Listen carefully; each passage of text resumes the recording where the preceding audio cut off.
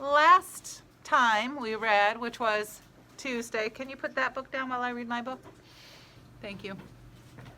We were reading about EllRay Jakes, and we found out that he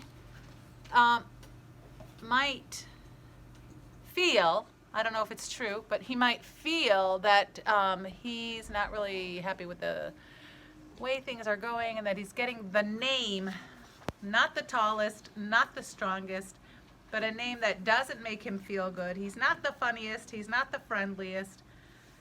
He feels like his name at school, it's actually a reputation.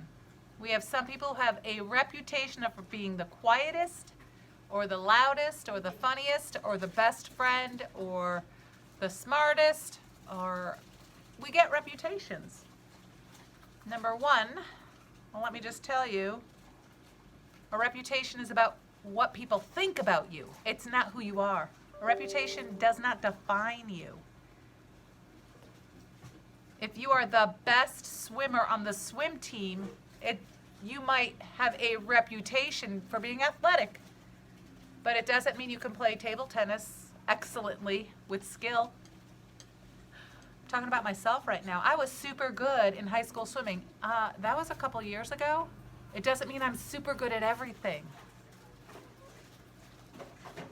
I had a lot of friends. It doesn't mean I had everybody as my friend. That's just the reputation I had. The character is who you are all the time. Your character is, are you a kind person? Can people count on you? If your friend is absent, do you bring your friend their homework? Do you call up and say, hey, how are you? That is your character. So EllRay Jakes is worried about his reputation, what people think about him. And he probably should worry about how he treats others. And that's what I can learn from EllRay Jakes. I want to not be known for my reputation, what people think about me, but I want to be known for how do I treat others? Can people count on me? If somebody doesn't feel good, can they count on getting a phone call from me to make sure they feel better? Or if there's anything I can do? I could go on all day, right? Chapter 9, Octopus Tag. Ooh. I don't remember what April was like last year. It was so long ago, but this April has been very mixed up. Rainy, sunny, rainy, cloudy, windy, rainy, rainy, rainy. Maybe that's why we have that song, April Showers, Bring May Flowers. And that was just this week. It's like they put a little kid like Alfie in charge of the weather today, Thursday. Hey, today's Thursday. It's Thursday here too. It says it right there. Today, Thursday. It rained all morning, but now the sun has come out and we get to have our afternoon recess outside. I know exactly how he feels because today we might have our afternoon recess inside. Finally, whew! It seems like it has been days since we got to play outside and our legs are jumpy. Also, the air in our classroom has been used up, in my opinion. And what's left smells like the floor cleaner, dry erase marker, pencil shavings, and old tuna fish sandwiches. All mixed up. Well, isn't that what it's supposed to smell like at school? Just saying. Come on, EllRay, Corey says, his freckles looking like polka dots on his face. He is so excited. We gotta grab a kickball before they're all gone for once. Yeah, Kevin says with his usual serious look on his face. Kevin and I are alike in many ways. For example, we are the only black kids in our class, not counting the two very quiet girls who are friends from church and who pretty much stick together. That doesn't make sense. We are the only ones except for not counting the other two.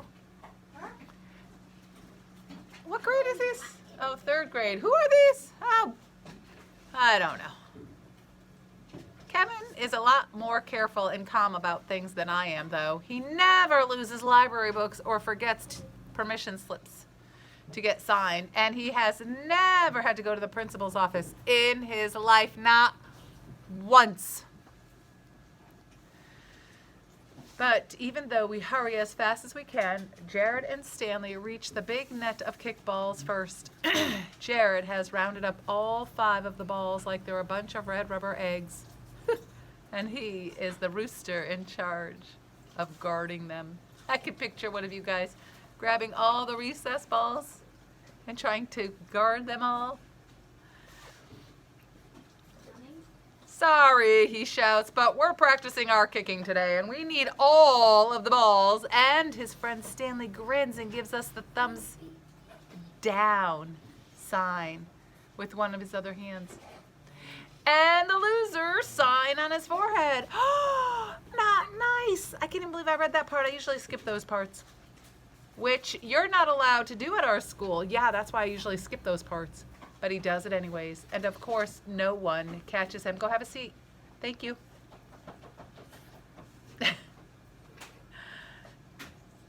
The playground monitor is way over the other end of the playground. She is busy trying to talk on her cell phone and show a bunch of confused-looking first graders how to play capture the flag at the same time. So she can't help us. Well, who even cares about the kickballs? Kevin shouts back, and even though I know he does care. This is the rooster-looking kid. He's sitting on all the balls as if they were eggs in his little coop.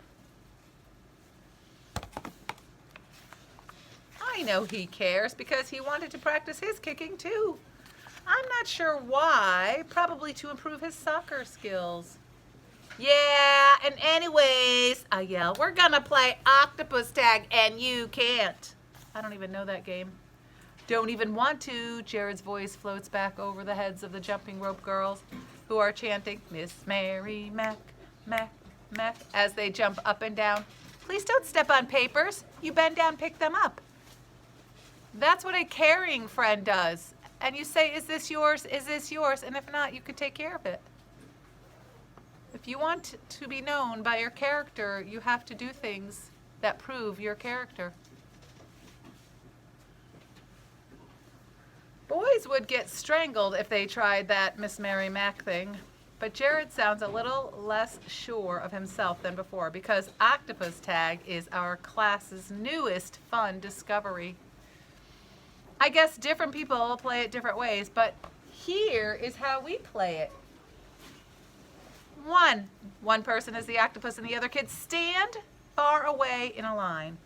And then they try to run past whoever the octopus is without getting tagged. Are you guys listening to these rules? Maybe we could play. 2, whoever gets tagged has to sit or stand where they were tagged.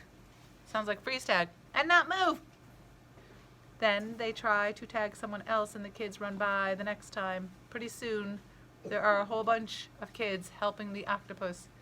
They are his or her extra arms. And then they try to tag the kids who are left as they run by. And the kid who doesn't get tagged is the winner. Must be the fastest runner, probably, right? Has anybody played octopus tag? Does anybody want to try it at recess? Ooh, I just saw a bunch of this.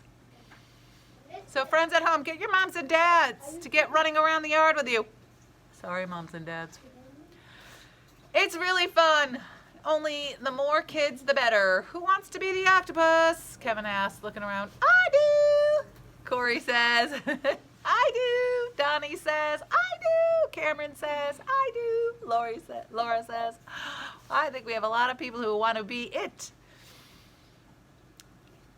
And a bunch of kids, including me, also say I do. And they run to the other side of the playground. Even some of the jump roping girls join us because this is the perfect day for octopus tag.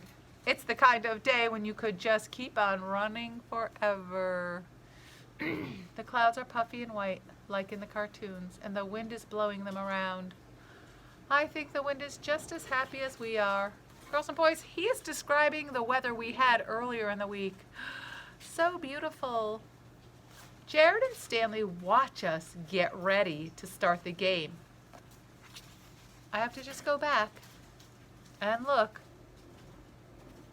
Jared and Stanley are the boys that were being mean. They took all the balls and they did that, like, no, you can't do this with us sign. Jared and Stanley watch us get ready to start the game. I guess they're not having as much fun hugging all the kickballs as they thought they would, since nobody else wants them. Oh, that's a strategy. If somebody wants something, somebody else grabs it and makes them beg for it, and then once they don't want it anymore, the first person who grabbed it, they're like, they're done with it. It's not nice.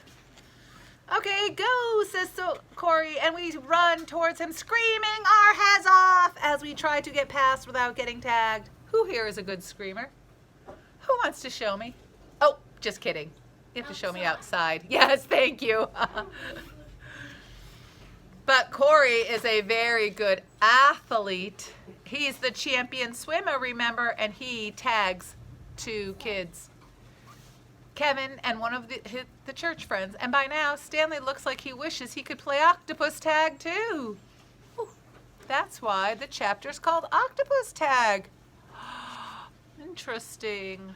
But I think he's scared to leave Jared the rooster standing there all alone.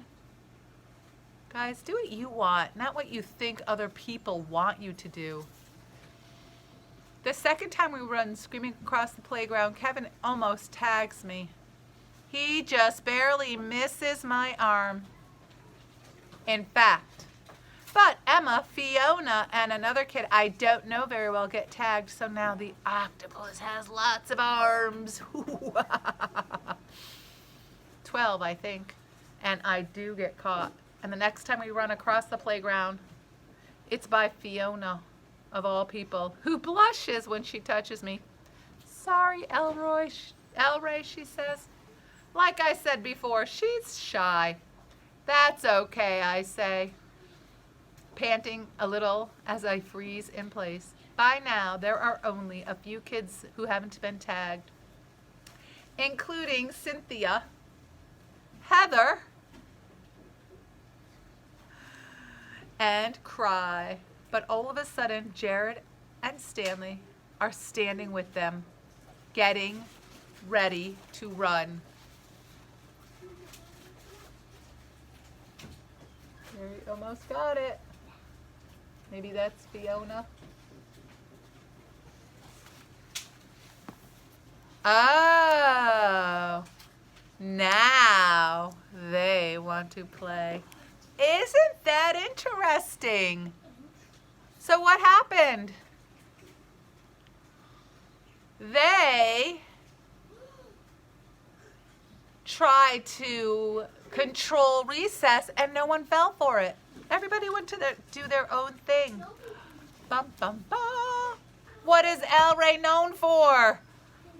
I don't know, but maybe not all those things he thinks he's known for. Bum, bum, bum. To be continued at a later date. EllRay Jake walks the plank. I don't know if he's having such a bad day or year. It's April.